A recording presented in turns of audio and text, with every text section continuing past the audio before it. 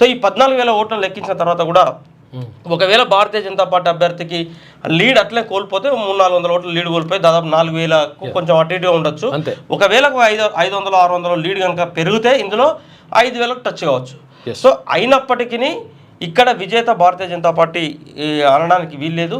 So ఇక్కడ కూడా మళ్ళీ అత్యంత సెకండ్ ప్రియారిటీకి సంబంధించి అత్యంత కీలకమైనటువంటి విషయం ఏంటంటే ప్రసన్న హరికృష్ణకు సంబంధించిన ఓట్లే ఇక్కడ అత్యంత కీలకం కాబోతా ఉన్నాయి.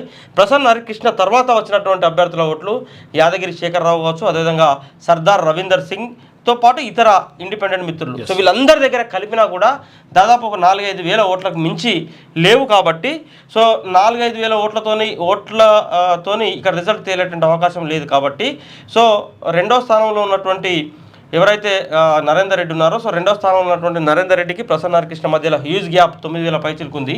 సో హరికృష్ణ కింద ఉన్నటువంటి అభ్యర్థులు అందరి దగ్గర కూడా 5-6 వేల ఓట్లకు మించి లేవు. సో కాబట్టి వన్ సైడ్ ప్రసన్న హరికృష్ణకు వచ్చినా కూడా మనం నరేందర్ రెడ్డిని టచ్ చేసేటువంటి పరిస్థితి లేదు. కాబట్టి ఇక ఈ ఎన్నికల్లో దాదాపు ప్రసన్న హరికృష్ణ ఎలిమినేషన్ ప్రక్రియనే అత్యంత కీలకం కాబోతా ఉన్నది.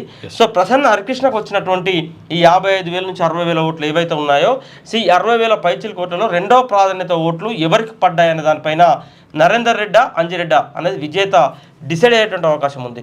సో ఎవరికి వారికి అంచనాలు ఉండొచ్చు, కాంగ్రెస్ పార్టీకి అదేవిధంగా భారతీయ జనతా పార్టీకి.